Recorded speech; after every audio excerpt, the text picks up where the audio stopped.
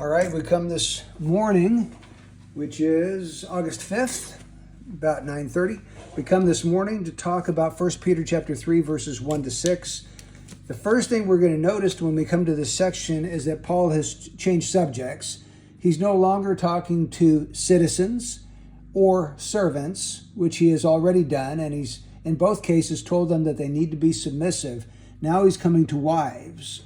And he's telling wives also that they are to be submissive. And this comes up here again at the end of verse 1. And then we're also told about holy women. So this is about the female gender. Peter's addressing the female gender, and he has something to say to them. He starts off by saying, in the same way.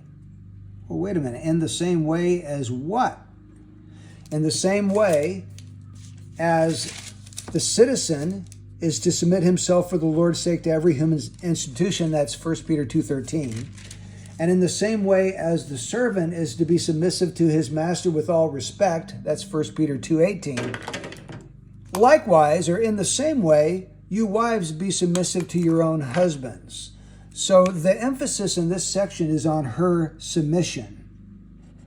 Be submissive to your own husbands. I know that's a dirty word in today's popular culture, but hey, we're talking about the Bible. What does the Bible teach? So let's just take a look at it objectively.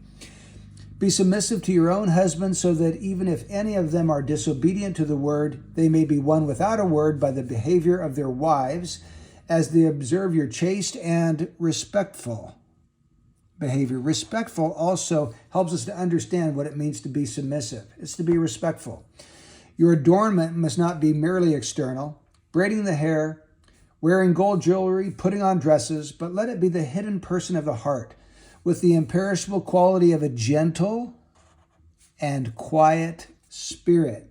So the opposite of a gentle and quiet spirit, the opposite of gentle would be harsh. The opposite of quiet would be loud. So to be submissive to your husband is to cultivate a certain spirit, and he identifies it as a gentle one and a quiet one, serene, peaceful spirit, one that trusts in the Lord. And that's precious in the sight of God. For in this way, in former times, the holy women also who hoped in God used to adorn themselves, being submissive to their own husbands, just as Sarah obeyed Abraham, calling him Lord. And you have become her children if you do what is right, without being frightened by any fear. Now, these expressions help us to understand what submission is all about. Sarah obeyed Abraham. That's an example of what it's like to be submissive. To submit to someone is to rank yourself under them, to take directions from them, and to follow what they tell you to do or ask you to do, right? So Sarah did that. She obeyed Abraham. She was submitted to him. Another expression of how she was submissive is she called him Lord. Now notice the L in Lord is a small L. This is like us calling somebody sir today. It's just a title of respect.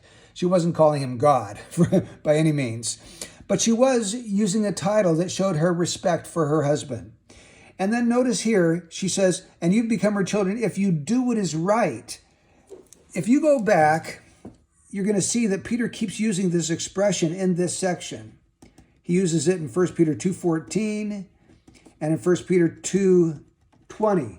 In 2:14, he says, be submissive for the Lord's sake to every human institution, to kings or to governors as sent by him for the punishment of evildoers and the praise of those who do right.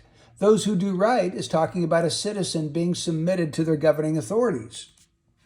In chapter 2, verse 20, he's speaking to servants, and he says, for what credit is there if when you sin and are harshly treated, you endure it with patience?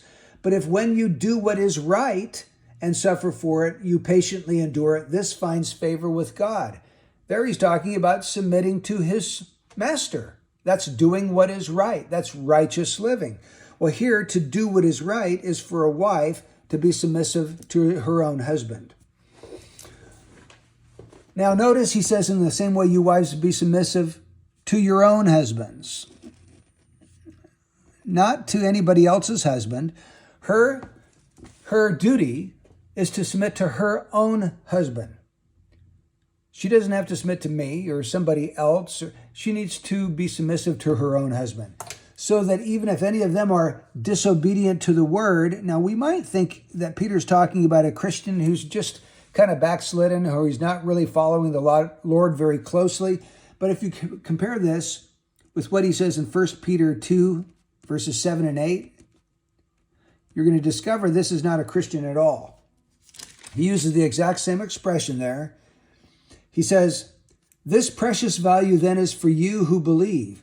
But for those who disbelieve, the stone which the builders rejected, this became the very cornerstone and a stone of stumbling and a rock of offense. For they stumble because they are disobedient to the word. And to this doom they were also appointed." Now he uses the exact same expression, disobedient to the word, but he tells us that these are those who disbelieve, and these are those who are appointed to doom. So these are not even Christians. These are not saved people.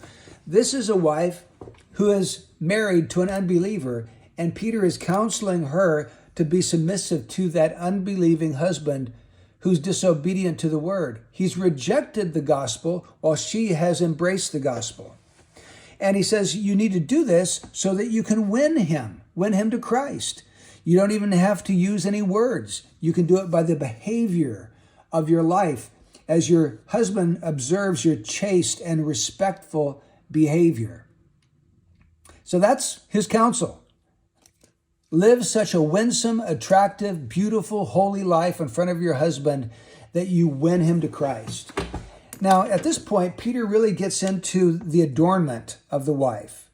As a subset of this whole teaching on submission to husbands, he says your adornment must, and then not be merely external. That's the first thing we learn about it. It's not just to be on the outside. And he tells us what that looks like. It's braiding of hair, wearing gold jewelry, putting on dresses. In other words, don't just focus on the outward appearance, but instead, let it be the hidden person of the heart, the inner person, the heart. And that has the imperishable quality of a gentle and quiet spirit. So it's not external. Instead, it focuses on the heart. Make those connections. Also make the connection with submission here. And also, he also mentions their own husbands in connection with the holy women of old. They were submissive to their own husbands. Now he goes further and he says, these women hoped in God, they used to adorn themselves. He's talking about adornment again.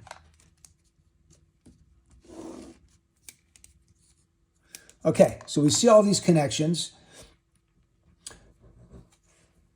He winds up by telling the women that you have become Sarah's children if you do what is right, that is to be submissive to your husbands, without being frightened by any fear. Now, why would they be frightened by being submissive to their husbands? I think it would be because they're vulnerable. They might be taken advantage of if they submit to their husband. So Peter is counseling them, don't be frightened by any fear. Follow Sarah's example. Submit to your husbands. Live such a holy, chaste, respectful life that you win your husband without a word. This is an imperishable quality. It's precious in the sight of God. Don't miss that. This gentle and quiet spirit is precious in the sight of God. And if you do this, you are in a long line of holy women of old like Sarah.